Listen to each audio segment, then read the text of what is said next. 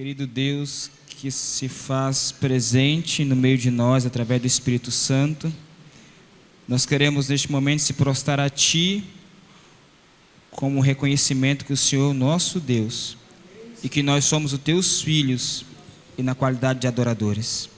Nos aceite, Senhor, nesta manhã como um cheiro suave diante de Ti. Ajuda para que nós, Senhor Deus, como igreja, como Teus filhos, possamos ser abençoados com a Tua palavra nesta manhã. Nós te pedimos por misericórdia, usa Teu servo, o pastor Edgar, unge os seus lábios, o seu coração, perdoe os seus pecados, para que ele possa ser um canal entre o céu e a terra e transmitir a Tua pura vontade para a Tua igreja, e que haja salvação no meio do Teu povo. Muito obrigado pelo privilégio de virmos à Tua casa de oração e aqui recebemos as orientações de Ti. Nos salva, Senhor Deus, salva nossas famílias, salva nossos filhos, salva nossas esposas, nossos esposos, para que tão somente, Senhor, nós todos juntos possamos estar preparados para receber a Tua bendita volta. Cuida de cada um de nós, em nome de Jesus, amém.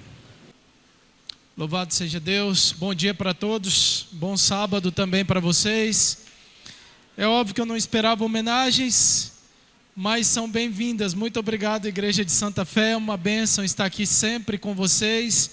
A minha família agradece o privilégio de falar para vocês aqui num sábado especial como esse.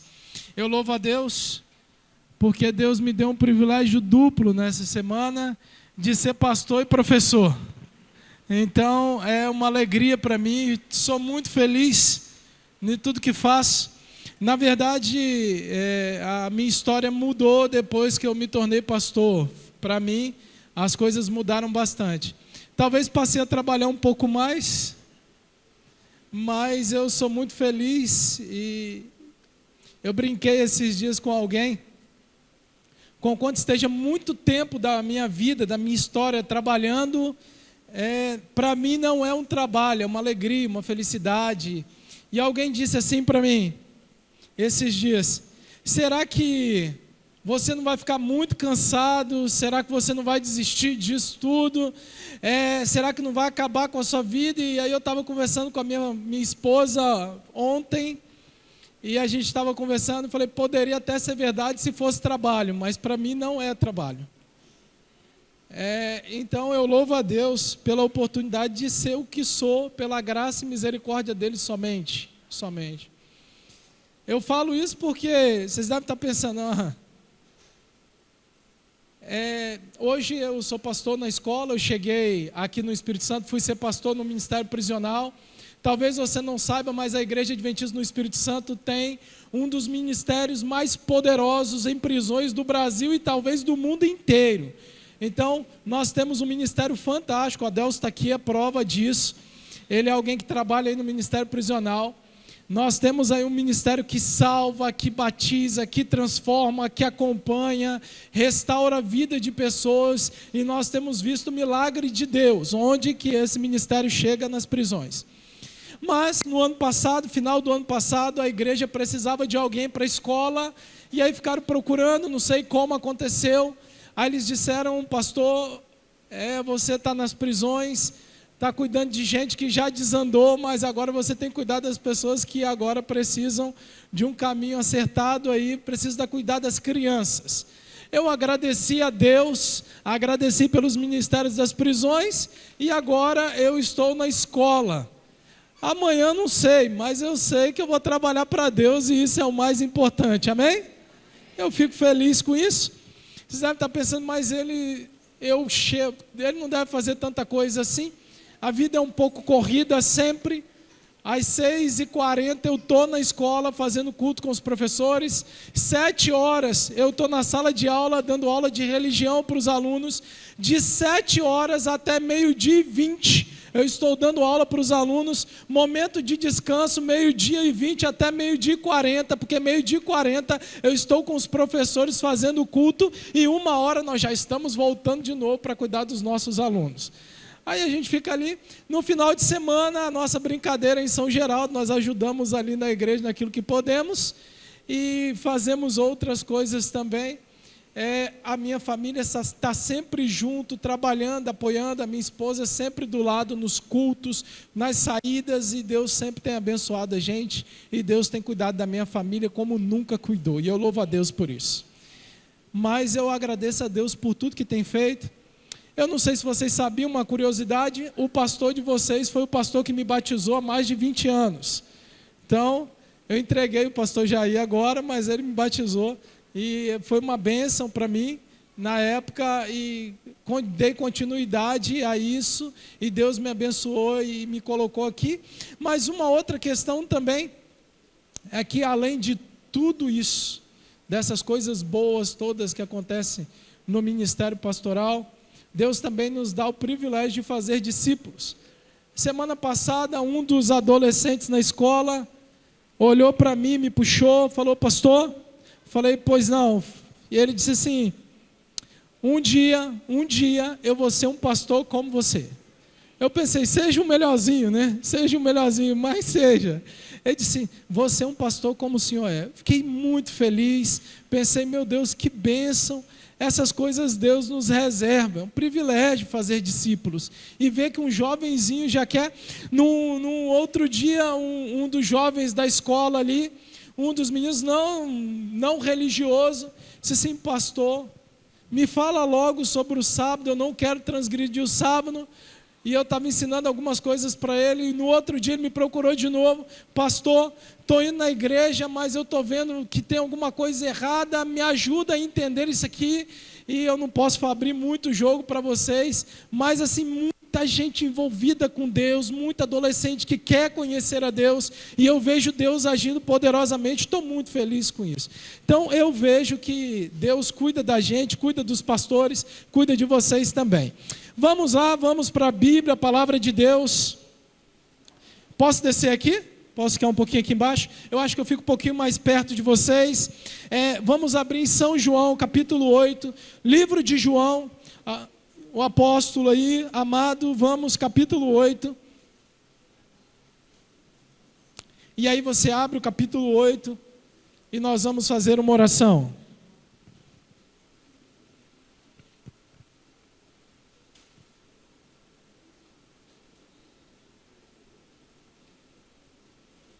Oremos. Querido e amado Deus e poderoso Pai, que o Teu Espírito agora nos oriente e dirige em todas as coisas. Guie-nos, abençoe, nos dê a Tua graça e a esperança da salvação. Oramos agora, clamando misericórdia, que o Espírito fale conosco através da Tua palavra, em nome do Senhor Jesus. Amém. São João capítulo 8, há uma discussão entre Jesus e os líderes religiosos. E aí, nessa discussão, verso 33, acontece o seguinte: Jesus tinha algo que eles precisavam, e eles precisavam de liberdade em Cristo Jesus, isso que eles precisavam. E aí a discussão continua entre eles. Percebam, eles afirmam: somos descendência de Abraão, essa é a afirmação deles. E aí Jesus, no verso 37, ele diz assim: bem sei que sois descendência de quem? Jesus confirma a ideia deles: vocês são realmente descendência de Abraão. Mas aí Jesus diz o seguinte: contudo procurais matar-me, porque a minha palavra não está em vós. E Jesus começa a dizer: eu reconheço que geneticamente vocês são descendência de verdade de Abraão, mas vocês estão procurando me matar e a minha palavra não está em vocês. É isso que ele diz. Bom, dito isso, agora vocês vão abrir no livro de Ezequiel, capítulo 16. Livro de Ezequiel, capítulo 16.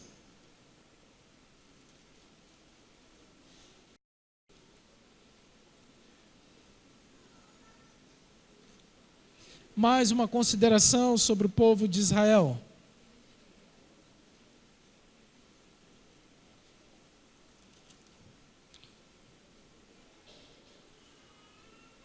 Verso 1 diz o seguinte: veio a mim a palavra do Senhor, dizendo: filho do homem, faze-o conhecer a Jerusalém as suas abominações. Verso 3: E diz: assim diz o Senhor Deus a Jerusalém: a tua origem e o teu nascimento procede da terra dos cananeus. Teu pai era amorreu e tua mãe? Opa, aí tem uma discrepância. Aqui aparece uma discrepância. Nós já falamos, Jesus diz: vocês são filhos de quem? Mas Ezequiel diz que a procedência era outra. Na verdade, no capítulo 8, depois quando você tiver tempo, acompanhe lá.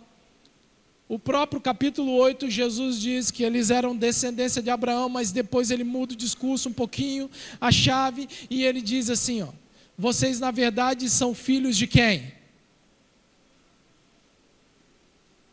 Do diabo. Porque vocês procedem como ele procede. Há uma filiação genética de nascimento, mas também há uma filiação espiritual. João afirma o seguinte no seu livro: todos aqueles que o aceitaram foram feitos filhos de quem? De Deus, espiritualmente aceitos pelo Pai, como filhos de Deus, porque andam segundo a palavra dele. E Jesus diz para os líderes assim, ó: vocês não fazem aquilo que a palavra diz, não andam segundo a palavra de Deus. Por isso vocês estão longe dessa filiação celestial. A filiação de vocês é terrena. A filiação de vocês não é de mim, não vem do céu. Na verdade, fomos criados para ser imagem e semelhança de quem? Mas por procedimento, nós estamos parecendo que somos a imagem do mal. E isso é terrível. Dá uma olhada na humanidade de hoje, dá uma olhada. Vê o que as pessoas estão fazendo por aí. E às vezes, a gente não precisa nem ir tão longe.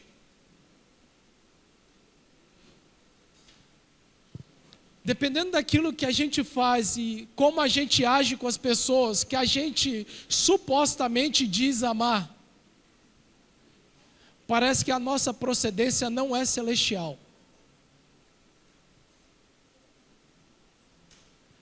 A maneira como nós tratamos as pessoas, a forma arrogante a qual nós nos referimos aos outros, o jeito como nós nos achamos donos da nossa própria história, da nossa própria existência, da nossa própria vida, e nos colocamos acima daqueles que estão ao nosso redor. Isso muitas vezes demonstra que nós estamos distantes da essência do caráter que Deus gostaria que tivéssemos. Deus está falando para o seu povo em Ezequiel, no capítulo 16: vocês são meus filhos, mas quando eu olho para vocês, o procedimento de vocês parecem com o procedimento de nações pagãs. Aquilo que vocês fazem, como vocês andam, o jeito que vocês comem, os deuses que vocês adoram, tudo isso não parece com aquilo que eu estabeleci para vocês. Quando eu era menor, sabe? Quando eu era menor, era assim, ó. Quando olhavam para a gente, na verdade, viam figura do nosso pai. Talvez você pegou essa época. Quando eu estava fazendo alguma coisa errada na rua, eles diziam: nem parece filho de não sei quem. Porque o pai dele não é assim. A primeira comparação que tinham era a comparação com o meu pai. E é exatamente isso que acontece com o crente. Quando a gente está professando a fé, quando as pessoas olham para você, eles dizem: nem parece com a fé que ele professa. É mentira ou verdade? Elas olham para a gente e logo vem Deus. Ou não, mas a comparação é clara. Nós somos representantes de um reino celestial, temos uma filiação, somos filhos do Deus Altíssimo, e esse transforma caráter, muda a vida, esse faz pessoas e famílias diferentes, e Deus está aflito de coração, porque viu o seu povo agindo como o povo lá fora, que não conhece a Deus. Que Deus é esse que não transforma a vida de ninguém, que não salva, que não liberta, que não cura pessoas? Essa é a grande questão do texto. Vocês não parecem com aquilo que eu programei para vocês. Vocês estão distantes do meu plano. E eu vou ser sincero para vocês. Me parece, de todo o meu coração, que a humanidade está muito, muito distante daquilo que Deus reservou para nós. Que Deus gostaria que fôssemos. Bom, dito isso, voltamos para a Bíblia. E vamos ler um pouco mais. Agora eu gostaria que vocês mentalmente construíssem a história comigo, tá? Vamos juntos, olha, fita aqui, presta bem atenção. Me acompanhe. E vamos construindo juntos mentalmente essa história, ok? Diz assim, verso 4: quanto ao teu nascimento, no dia em que nasceste, não te foi cortado o umbigo, nem foste lavada com água para te limpar, nem esfregada com sal, nem envolta em faixas. Verso 5: não se apiedou de ti olho algum, para te fazeres alguma dessas coisas. Compadecido de ti, antes fosse lançada em pleno campo, no dia em que nasceste, porque tiveram nojo de ti. Verso 6: passando eu por junto de ti, vi-te a revolver-te no teu sangue, e te disse, ainda que está no teu sangue, vive. Sim, ainda que está no teu sangue. É uma metáfora, linda metáfora, acompanhe comigo agora. É o nascimento de uma criança com pais pagãos, e essa criança nasce, e até mesmo os pais pagãos têm nojo dela, e aí olham para ela e sentem nojo. Talvez uma das coisas que mais trazem traumas para as pessoas é serem rejeitadas. Pessoas rejeitadas têm profundos traumas, precisam vencer, e Deus ajuda a gente a vencer esses traumas. E agora essa criança nasce, e aí os pais olham, todo mundo olha para essa criança, e eles sentem assim alguma coisa, e eles sentem o quê? Nojo. Olham e sentem nojo da criança. Imagine uma criança assim que nasce e os pais sentem nojo. É claro, a gente pensa assim, bebê todo mundo acha bonito. E aí pega o bebê e todo mundo fica ali paparicando. Esse não, todo mundo sentiu nojo. Pegaram o bebê e sentiram nojo. Sentiram tanto nojo do bebê, acharam o bebê tão ruim que olharam para ele e nem cortaram o cordão umbilical, nem lavaram o bebê do sangue que estava, pegaram aquele bebê do jeito que estava, construam a imagem, tomaram o bebê nos braços e jogaram no campo.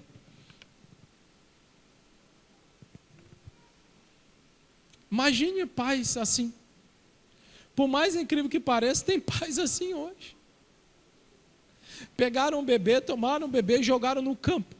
Eu pergunto para vocês, existe alguma possibilidade desse bebê continuar com vida? Um recém-nascido não come sozinho, não faz nada sozinho, sendo jogado no campo para viver. Nenhuma possibilidade de sobrevivência, nenhuma. Cheio de sangue, talvez com cheiro fétido, nojento.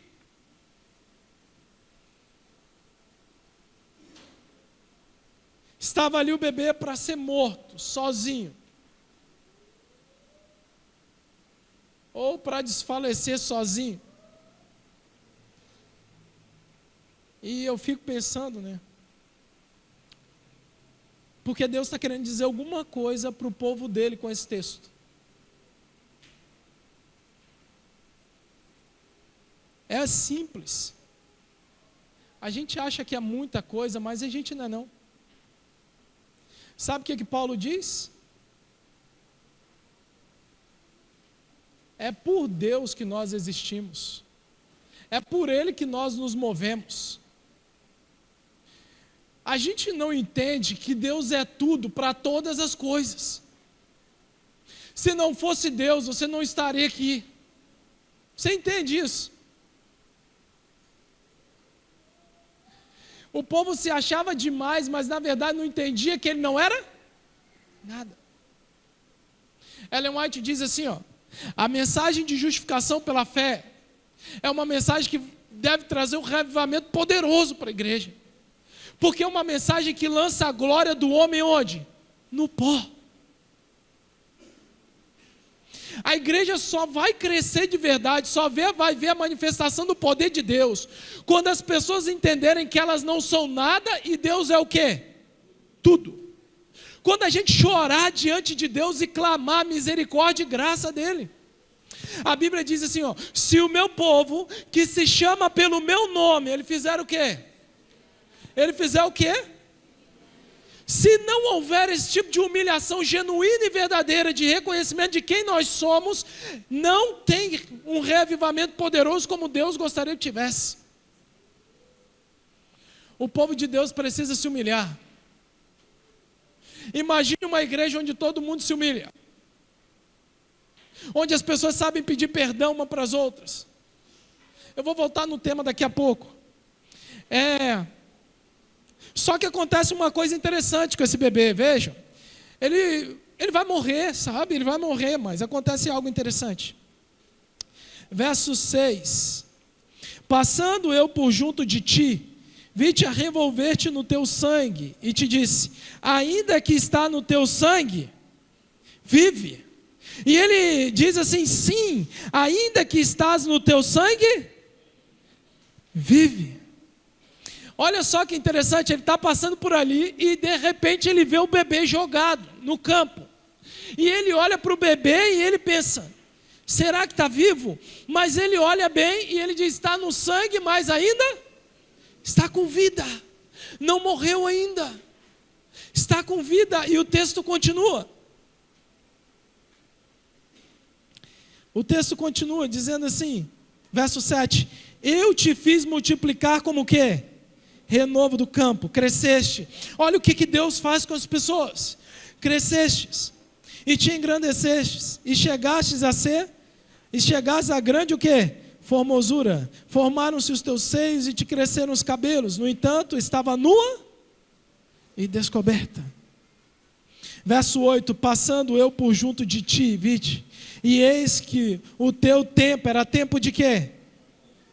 Estendi sobre ti as abas do manto, e cobri a tua nudez, dei-te juramento e entrei em aliança contigo, diz o Senhor Deus, e passastes a ser minha. Então te lavei com água, e te enxuguei do teu sangue, e te ungi com óleo, também te vesti com roupas bordadas, e te calcei com couro da melhor qualidade, te cingi com linho fino, e te cobri com sedas. Verso 11, também te adornei com enfeites, e te pus braceletes nas mãos, e colar a roda do pescoço, coloquei um prendente no nariz, arrecada nas orelhas, e linda coroa, só para vocês entenderem. Verso 13, assim foste ornada de ouro e prata, e o teu vestido era de linho fino, de seda e de bordados, nutriste de flor de farinha, de mel, azeite, era formosa em extremo, e chegaste a ser o quê? Presta atenção, simples assim de você entender. Ele passa, aquele bebê está no sangue, jogada, revelia, ninguém queria o bebê. E ele pega o bebê e cuida do bebê. Oséias capítulo 11 diz que Deus ensinou Israel a andar. Que Deus deu comida na boca de Israel. Deus cuidou do bebê nojento, ninguém queria e Deus amou. Só que esse bebê cresceu e ficou uma moça bonita, vocês conseguiram ler no texto, formosa, maravilhosa, linda. E ele volta, aquele homem volta, e quando ele volta, vê ela preparada para amores, ela está pronta. Os homens querem casar com ela, ela também está querendo se casar, e ela olha para ele, e ele olha para ela, e ele se apaixona. E agora ele quer casar com essa moça, ele quer um relacionamento melhor, maior, mais profundo. E aí a Bíblia diz que ele joga sobre ela o manto dele. Ela estava nua, e ele joga o manto sobre ela. Essa expressão de linguagem dá a entender que eles entram em aliança, como diz o próprio texto. Isso quer dizer o seguinte, eles se casam. Aquele homem que achou aquele bebê jogado fora, se casa com o bebê, porque ele cresceu. E eles se casam. Agora ele é a proteção dela, porque ela está sobre o seu manto. Ao mesmo tempo que eles têm uma intimidade profunda, porque agora ela está nua para ele, mas para todos ela está coberta pelo manto que é dele. A proteção é dele. Tudo é dele. O que ela era é dele. Ele que fez daquele jeito. Tudo que ela era, tudo que ela se tornou, foi porque ele a amou. Por isso. Então eu quero dizer uma coisa para você. Tudo que você é, tudo que você se tornou, é porque Deus te amou. Porque Deus quis assim. Deus amou você. E eles se casam. Agora você vai pensar, agora ela tem motivos para passar a história dela inteira em gratidão a ele, sim ou não? Você seria agradecido a uma pessoa assim? Que te tirou do zero. E sabe o que a Bíblia diz? Ele cuidou tanto dela que ela se tornou uma rainha. Era um rei. Alguém que não era nada agora se tornou uma rainha.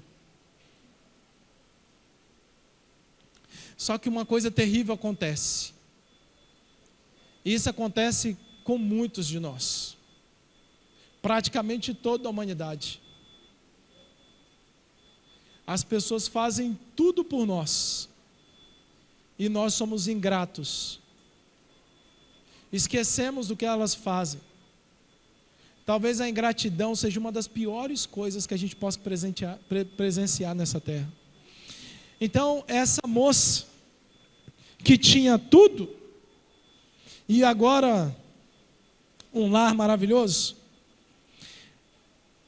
verso 14 diz assim: correu a tua fama entre as nações, por causa da tua formosura, pois era o quê? Perfeita por causa da minha?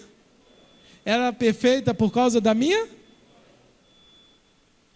Por causa da glória dele. Por que você está aqui? Por causa dele. Era perfeita por causa da minha? Mas ela não entendeu assim. Ela não entendeu assim. Era perfeita por causa da glória dele. Que pusera em ti, diz o Senhor Deus. Sabe o que acontece com ela? Essa moça, depois de bem casada, depois de alguém que a amava, conhecia desde a infância, cuidou dela, preservou a vida dela, sabe o que acontece? Ela olha para outra pessoa. E ela vai gostar de outra pessoa. E ela olha para mais outro. E ela gosta do outro também. E ela olha para mais outro. E ela gosta do outro também. Muito infiel essa moça.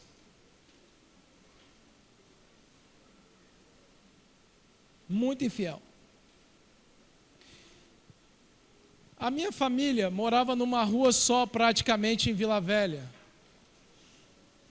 O meu tio tinha uma lanchonete em forma de bar e tudo mais. E eu ficava ali. Eu tinha 15 anos e nunca esqueci essa história e nunca vou esquecer. Na frente da lanchonete tinha na rua do lado tinha uma empresa. O dono da empresa sempre comia com a gente ali e conversava comigo. Eu tinha, não 15, me perdoe, eu tinha uns 11 ou 12 anos. 11 ou 12 anos. E o dono da lanchonete, o dono da empresa, naquele dia foi até lá para comer e começou a conversar comigo, comendo ali. Ele disse: Edgar, eu quero te contar uma história, eu sei que você é muito novo, eu espero que você guarde. E eu guardei a história. Espero que você guarde aí na sua memória, que vai fazer diferença na sua vida. Ele disse assim que no dia anterior, uma moça, um lugar litorâneo, sempre passa moças por ali, uma moça com uma roupa bem provocante passou por ali. E os funcionários dele estavam junto com eles, todo mundo junto, conversando, e os funcionários tinham muita liberdade com ele.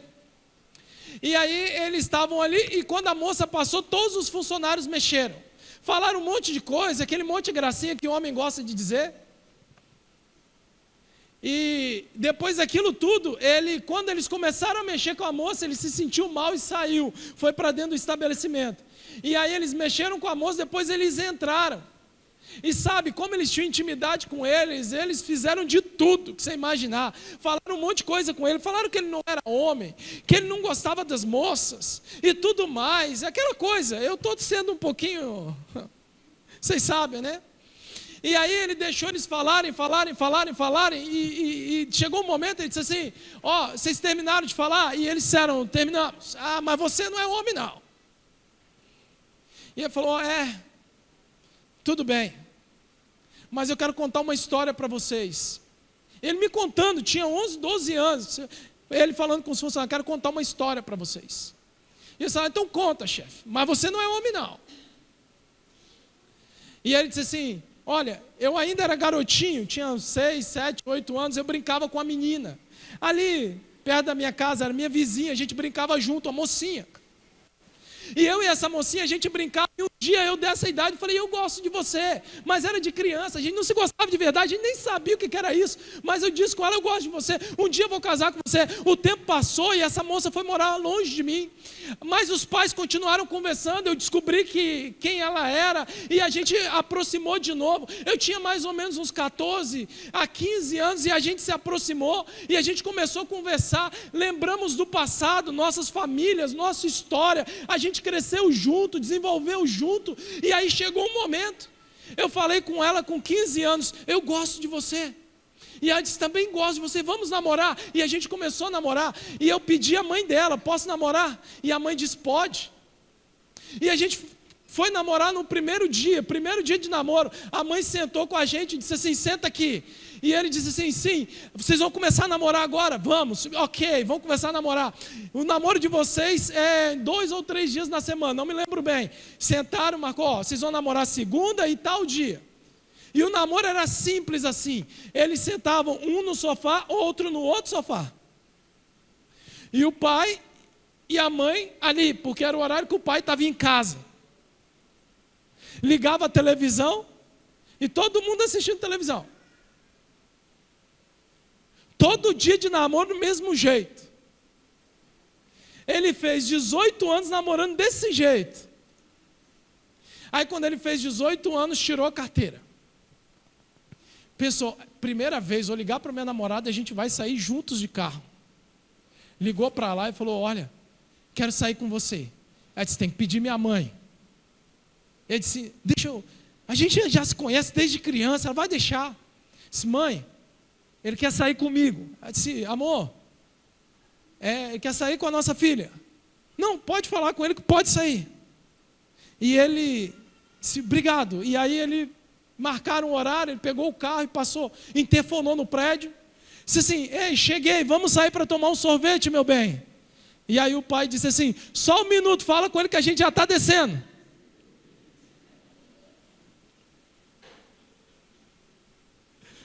Ele disse que quando abriu o portão do prédio, aí desceu o pai, mãe, irmão, a menina, todo mundo. E ele disse assim, diga, o que mais me deu raiva é que eu tive que pagar sorvete para todo mundo. Ele disse assim, você chamou, você paga. Ele falou que naquele dia ele ficou com tanto ódio, tanta raiva, que ele foi para casa, olhou para o pai dele e falou, pai, o senhor é empresário. Eu trabalho com o senhor, me ajuda a casar. Não dá para namorar desse jeito. Tá aí uma dica para as meninas, se você for durona, ele vai casar. Se não for, não vai não, vai te enrolar. Falou assim, ó, preciso casar. E o pai disse, casa. E ele casou com ela. Ele disse, ela foi a primeira mulher que eu beijei. Eu fui o primeiro homem que ela beijou. Eu nunca vi nenhuma moça nua, ela foi a única. E ela nunca viu nenhum homem assim, eu fui o único. Ela cuidou dos meus filhos, eu já a vi chorar muitas vezes por causa da criação dos nossos filhos. E ela já me viu trabalhar a exaustão por causa da minha família. Eu não conheço mais ninguém, eu sei quem ela é. E vocês querem que eu coloque o meu casamento em perigo por causa de uma moça que eu nem conheço? Me desculpem, sejam homens do jeito que vocês querem ser, eu vou ser do meu. Os funcionários dele. E ele falou, Edgar, se você amar alguém de verdade, ame com fidelidade e honestidade.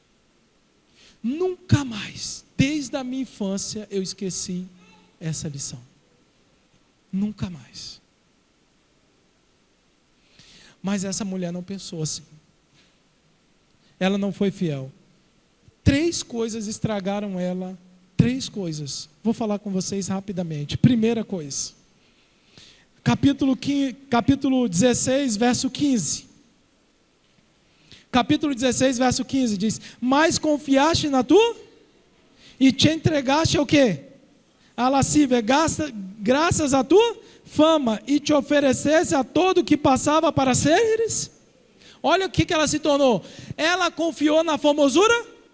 Você quer uma coisa que vai destruir sua vida? Orgulho. Confiar em você mesmo, achar que você é bom. E eu tenho um antídoto muito simples para o orgulho. Vocês querem saber? Um antídoto muito simples contra o orgulho, que talvez seja um dos piores pecados que a humanidade possa conhecer. Quer um antídoto simples? Vou falar aqui, ó, baixinho. O mínimo de inteligência. Antídoto mais simples para o orgulho. O mínimo de quê? Inteligência. Só bobo é orgulhoso. Sabe o quê? Se você tiver um mínimo de inteligência, você vai entender que você não é nada. Só pensar. Você pode ser cristão ou pode ser ateu. Você não pode ser orgulhoso, porque você não é? O ateu, então, aí que não pode ser orgulhoso mesmo. Você pensa, surgiu do nada e vai voltar para onde? A existência dura 70 anos, se a Terra tem bilhões, ele é o quê? Nenhuma faísca. Nenhum risco na parede do tempo, nenhum risco. Eu sempre pergunto nas igrejas, vou perguntar aqui, quer ver? Quantos aqui sabem o nome do bisavô? Uns 3, 4, 5, quer ver? Cadê? Pode levantar a mão, bisavô. 1, 2, 3, 4, 5, 6, vou contar, 7, 8, 9, 10, 11. Agora, segundo. Tataravô. Tataravô. Sempre tem. Tataravô sempre tem uns 3, 4, 5. Vai lá. 1, tataravô, ótimo. 2, ótimo. 3, tataravô, 3. Numa igreja dessa, quantas pessoas? O que eu quero dizer com isso? Quando você morrer, nem gente da sua família, depois de 3, 4 gerações, vai saber nem o seu nome.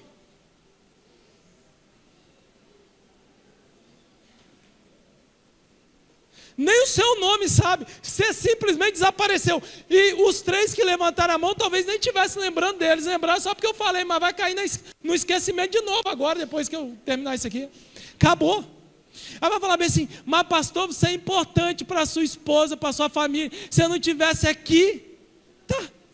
Se eu não existisse, se eu não tivesse nascido, minha esposa ia estar casada com outro. Nem ia saber que tinha que ter um Edgar que tivesse que existir. Não ia fazer falta? Desculpa, gente.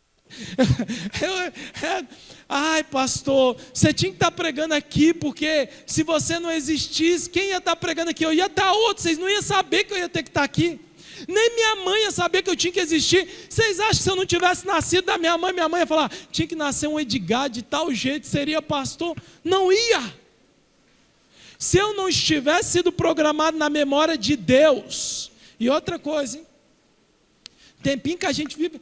Então, eu vou parar por aqui para a gente não prolongar, mas entenda. Só precisa de uma coisa para você não ser orgulhoso. O quê? O mínimo de quê? Inteligência. É só você dar uma olhada no monte de gente que está no hospital. Tá bom hoje, está correndo, está brincando, está rindo, mas daqui a pouco está doente, morre, pronto. Um preso uma vez me disse, mas eu mando não sei aonde, não sei o quê. Falei, filho, se você morrer hoje, sua mãe talvez vai parar essa semana, outra semana. Mas daqui a umas 3 semanas está trabalhando do mesmo jeito, acabou. Você que morreu, o resto continua. Se não é Deus que... é isso que o texto está dizendo. Se Deus não nos ama, nós não somos... Se Deus não nos ama, nós não somos nada. Desculpa, nada. Então, Presta atenção. Mas quando Deus nos ama, que a gente percebe isso, e Ele ama a todos, nós percebemos que Ele nos faz tudo. Foi isso que Ele fez com essa moça. Segundo problema dela, verso 22. Em todas as tuas abominações e nas tuas prostituições, não te lembraste dos dias da sua? Dos dias da sua? Ele esqueceu de tudo o que ele havia feito por ela. Pegou ela do nada, tornou ela rainha, deu comida para ela. Se foi em Osés, ensinou a andar em Israel, deu comida e papinha na boca, esqueceu de tudo. Nós somos Qual é o segundo problema? Gratidão. Terceiro problema, você vê nos textos seguintes. Tinha um coração moralmente frouxo. Não conseguia dizer não para nada. Não tinha firmeza moral. Esse não é um problema do nosso povo? Não tem firmeza moral. Alguém disse assim: tem que fazer aquilo que a gente gosta. Eu vou ficar o dia inteiro tomando sorvete e deitado na rede. Se for para eu fazer o que eu gosto, só o que eu gosto, eu vou ficar o dia inteirinho tomando sorvete e deitado na rede. Eu gosto muito da escola, gosto muito, mas vou trabalhar só de vez em quando. Você acha que eu vou ficar o dia inteiro? Desculpem, gente. Tem hora que a gente tem que fazer, na verdade tem hora não, né? A gente tem que fazer aquilo que Deus, e nem sempre aquilo que Deus quer é aquilo que naquele momento a gente gosta. A gente pode passar a gostar depois. Você acha que quem está querendo passar num concurso daqui a 5 anos, muitas dessas pessoas que são bem-sucedidas, gostam de ficar o dia inteiro em cima dos livros ali, ou queriam sair um pouquinho de vez em quando também? Desculpa, mas a gente tem que ter firmeza moral. Firmeza moral. Olha, Deus deu uma chance para ela. No final do texto, não vamos abrir que nosso tempo já estourou. No final do texto, diz assim, que Deus continuou amando essa moça. Deu oportunidade para ela. Sabe o que Deus faz? Deus continua te amando e continua te dando oportunidade. Eu vou perguntar para você. Você vai aceitar a oportunidade que Deus está te dando? Ou você vai ser ingrato como essa moça, dizendo que Deus nunca fez nada por você? Que Deus nunca cuidou de você? Que Deus nunca te abençoou, nunca colocou a mão dele sobre você? Você vai esquecer de tudo que Deus fez por você e vai se achar tão orgulhoso, e vai se tornar tão orgulhoso, que vai esquecer que um dia Deus te libertou do mal e te trouxe para cá, para esse lugar maravilhoso? Se você esquecer disso, você vai ser um fracassado. Mas se você se lembrar de quem é o seu Deus e o tanto que Ele te ama, mesmo que você passe por problemas e aflições, você vai ser um vitorioso. Eu sei que Deus está com você, porque Ele te ama e Ele demonstrou exatamente isso nesse texto. Esse texto é um tratado de amor de Deus para você. Ele diz: eu amo você do jeito que você é, mas eu quero mudar a sua história e transformar a sua vida. Que Deus te abençoe. Capítulo 16, verso 61 diz: então te lembrarás dos teus caminhos e te envergonharás quando receberes as tuas irmãs, tanto as mais velhas como as mais novas, e t'as darei por filhas, mas não pela tua aliança. Deus diz: vou constituir com você, no verso 60, aliança eterna. Deus se preocupa, e se preocupa de verdade com o povo dele. Eu vejo quase que Deus chorando nesse capítulo para que a gente volte para Ele. Mesmo que seja para o antigo Israel, serve muito bem para o novo Israel. Vamos orar. Querido Deus, Tua graça é extraordinária. O Senhor nos encontrou perdidos, indefesos, prestes à morte, mas o Senhor nos salvou e nos trouxe para uma aliança e um pacto eterno, um casamento sem fim com o Senhor Deus da aliança. Então nós agradecemos ao Senhor pela Tua bondade, nos humilhamos diante da Tua presença e pedimos o Teu perdão e a Tua misericórdia. Abençoe essa igreja, nos permita visualizar todos os dias o Teu amor por nós. Nos dê um sábado feliz na Tua presença, em nome do Senhor Jesus. Amém.